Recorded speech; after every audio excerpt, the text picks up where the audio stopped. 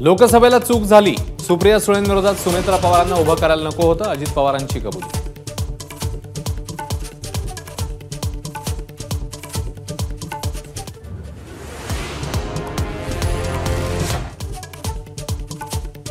विधानसभा निवडणुकीचे फटाके दिवाळीनंतर फुटण्याची शक्यता, ऑक्टोबरमध्ये आचारसंहिता लागणार, सूत्रांची माहिती.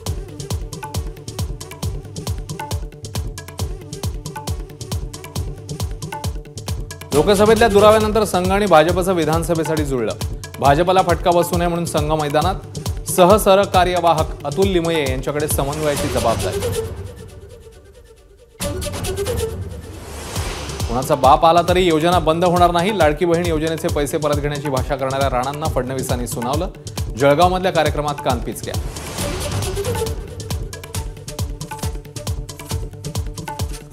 रवी राणा यांच्या वादग्रस्त वक्तव्याचे मंत्रिमंडळ बैठकीत पडसाद, सर्व लोकप्रतिनिधींनी विचार करून बोललं पाहिजे, मुख्यमंत्री एकनाथ शिंदेंच्या सूचना. वक्तव्यानंतर रवी राणांची सारवासार.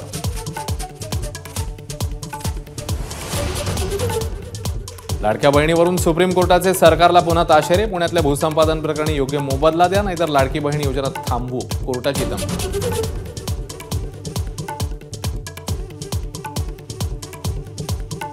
फडणवीसांच्या सांगण्यावरूनच भुजबळ काम करतात, नाहीतर पुन्हा जेलमध्ये टाकण्याची भुजबळांना भीती. नाशिकमधल्या रॅलीत जरांगेंचा फडणवीस आणि भुजबळांवर पुन्हा घणाघात.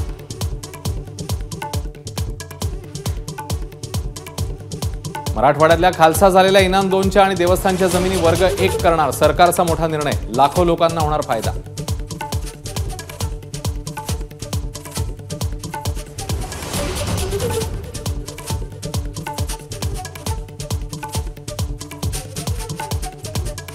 राज्यातील 6000 किलोमीटरच्या रस्त्यांचं डांबरीकरण नव्हे तर कॉन्क्रिटीकरण करणार, 37,000 कोटींच्या सुधारित निधीला मंत्रिमंडळ बैठकीमध्ये मान्यता.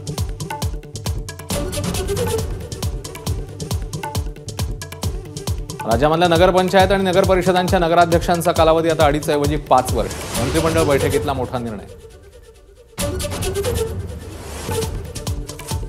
ज्येष्ठ गायिका अनुराधा पौडवाल यांना गानसम्राज्ञी लता मंगेशकर पुरस्कार जाहीर, आरती अंकलीकर टिकेकर, प्रकाश बुद्धिसागर यांनाही सन्मानित करणार.